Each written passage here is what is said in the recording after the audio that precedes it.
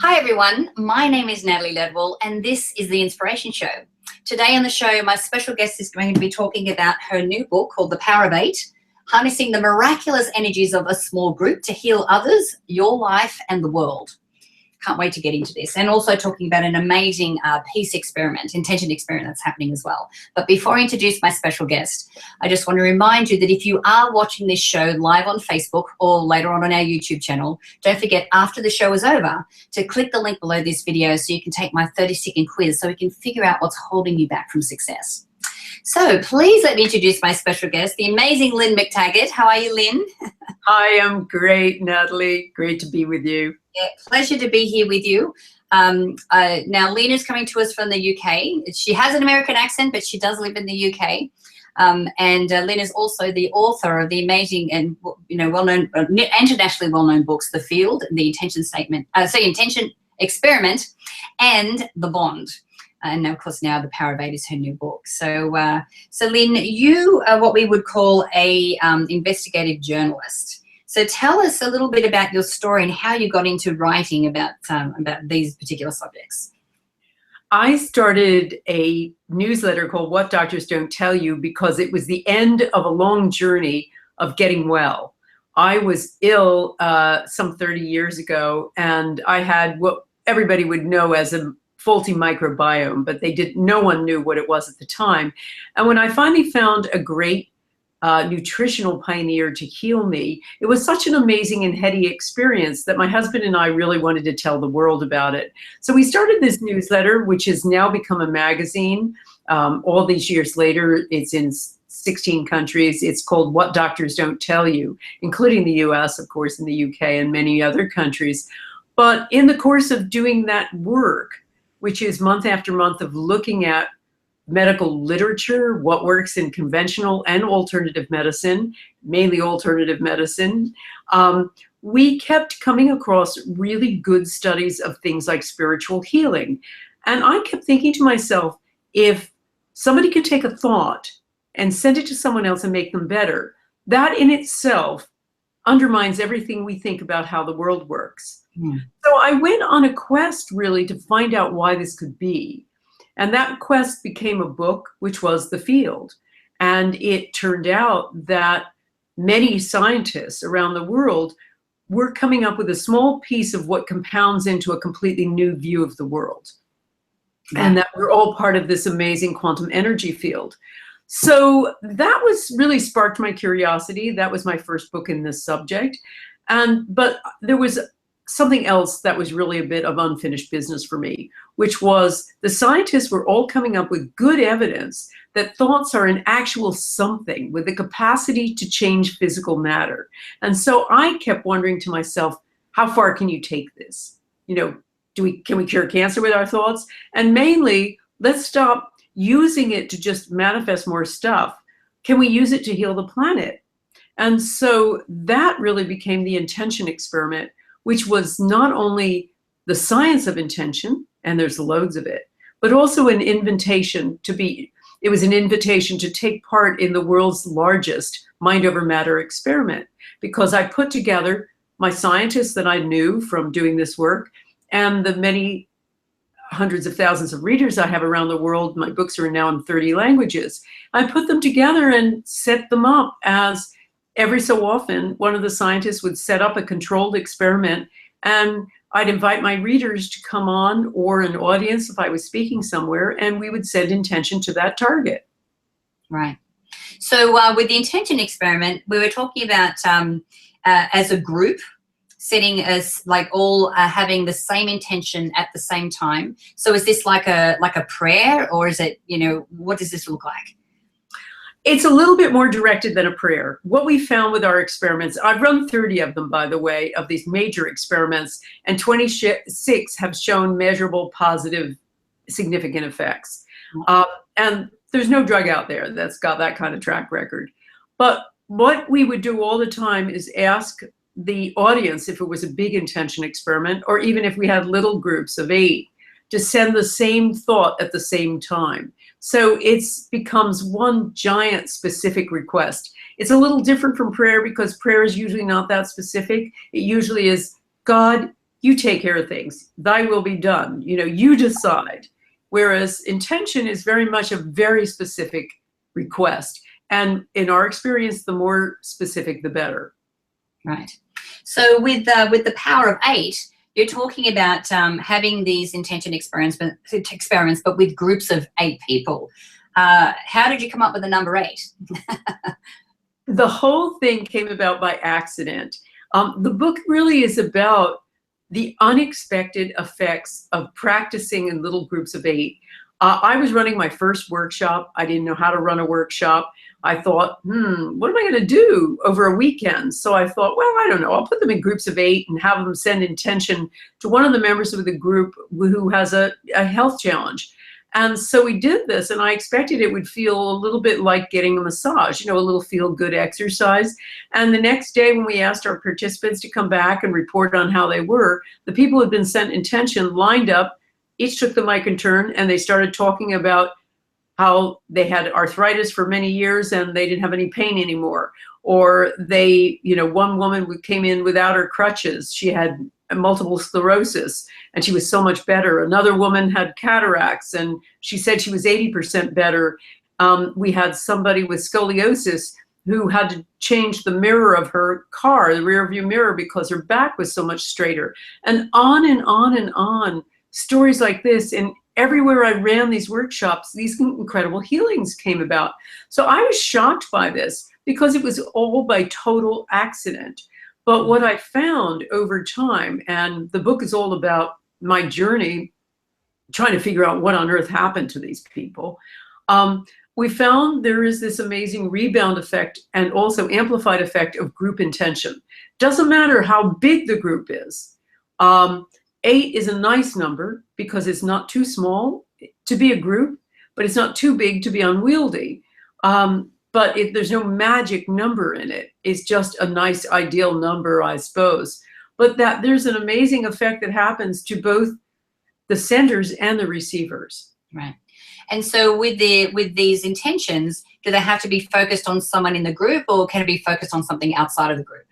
Well, that's what we really discovered that was really interesting. First of all, in the big intention experiments too, I surveyed participants and I found that they were having essentially mystical experiences. They were having these overwhelming feelings of connection with everybody else. They were having physical feelings, tingling down their arms and bodies, feeling like they were wired up to a higher network, as one person put it. They were having their own physical healings. They were having more peace in their lives, particularly with our peace intention experiments. They were making up with long estranged colleagues, friends, or lovers. They were hugging strangers, and their lives were turning around. They were rediscovering their purpose in life. It was extraordinary what was happening to them too. So there is an amazing rebound effect. And one of the ways that I've found that the rebound effect is even more amplified is when you get off of yourself and you start intending for someone else. That, in many instances, in the number of people I've studied, happens once people stop asking for intention for themselves and start intending for someone else, then the miracles in their own lives start happening. Isn't that amazing? I just find that so amazing. And so when we're setting an intention, does it have to be something focused on health, or can it really be focused on anything? Anything. I mean, in trying to study this, I also ran year-long masterclass groups where I'd put people into groups of 8, and I still do this every year. I run one year-long workshop.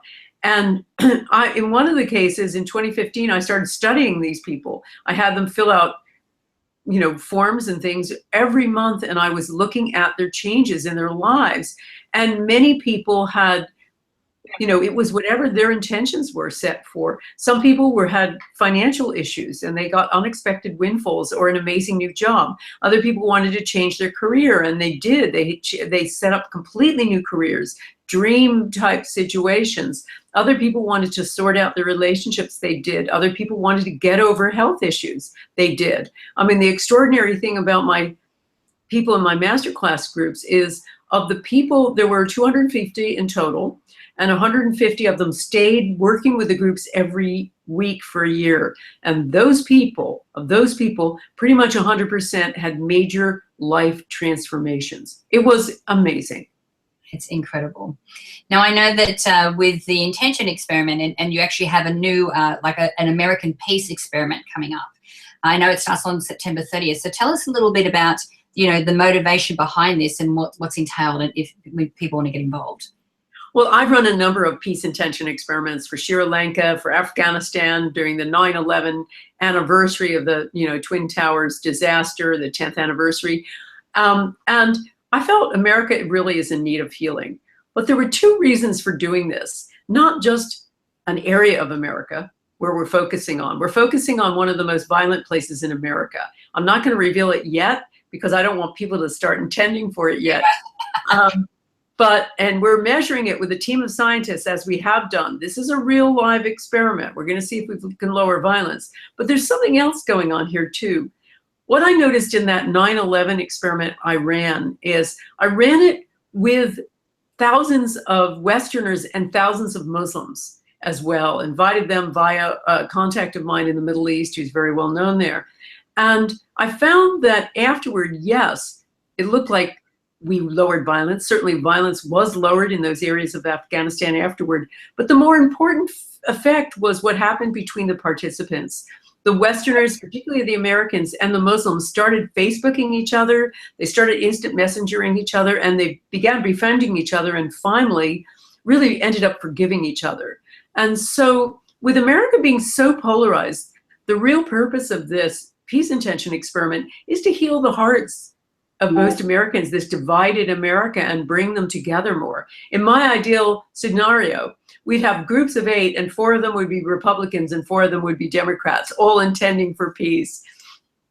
And it's also the rebound effect in individual hearts. Just like, as I mentioned before, people's lives become more peaceful, they become healed, they become more, connected, they begin hugging strangers. That's what I want to happen in the tens of thousands of people who are participating. Absolutely. So other than really just having a true intention for unity and peace, inside America, can anyone participate in the peace experiment? People around the world are participating. I've got people writing me from countries all around the world participating, because people understand that it's not just about America. It's about healing their hearts too, and the people around them. So all they need to do, it's a completely free event. There's no upsell here. This is a gift. This is my gift. And this is also the gift of Gaia TV, who are sponsoring the event, who have filmed the event, and will be showing it and airing it for free over 6 days. So people just need to sign up. And when they sign up, they'll receive information and instructions from us, plus a daily URL. And it's, as you say, is run from the September 30th to October 5th. And it's going to be run, the optimum time is 9 a.m. Pacific, 12 noon Eastern. That's 5 p.m. UK, 6 p.m. European time, and all the other time zones in between and afterward, you can just check. That's the best time because the most number of people will be on it. But each broadcast, if you can't make that time, you can still sign up and watch. Each broadcast will be up for 24 hours before it's taken down. So I really urge you, for your own sake as well as America's sake, to take part. And the URL to sign up, by the way, is www.americanintentionexperiment.com. So that's americanintentionexperiment.com. Yeah. And then you'll get all of the materials. Yeah. Now, guys, we will have either a banner to the side of the video. We'll have the link underneath this video so you can click and register to be part of that incredible world-changing event. I'm definitely going to be participating myself. And to be part of such a huge event like that, where, through the intention of our thoughts and in a collective like this, that we can, facilitate like a peaceful global change. Like you said, it's not just in the US, it'll permeate out everywhere, and not only to the people that we're making the intention for, but also for ourselves as well. So, not that that's the, motivation behind it, but I really truly believe, and I mean, through the intention experiment and obviously through the power of 8, you have so much scientific evidence that this actually does work. And so many stories that it's a very exciting event, and I'm so happy to be helping to create some awareness for it as well. Lynne, thank you for joining us today. It's been such a pleasure chatting to you. And I will be seeing you. Well, maybe I'll be seeing you, but when we start the peace intention statement on September 30th. But thank you so much for your time today. Thank you so much. Thanks, Natalie. Wonderful. So guys, I encourage you to register for this event. It's going to be, like we said, completely globally changing. And you can do that by clicking on the link either below this video or the banner to the side. And I also encourage you to share this video. You can do that by clicking the Facebook and the Twitter share buttons on this page. So let's get the word out as much as we can. And don't forget that once the show's over, if you click the link below the video, you can take my 30-second quiz to figure out what's holding you back from success. So until next time, remember to live large, choose courageously, and love without limits. We'll see you soon.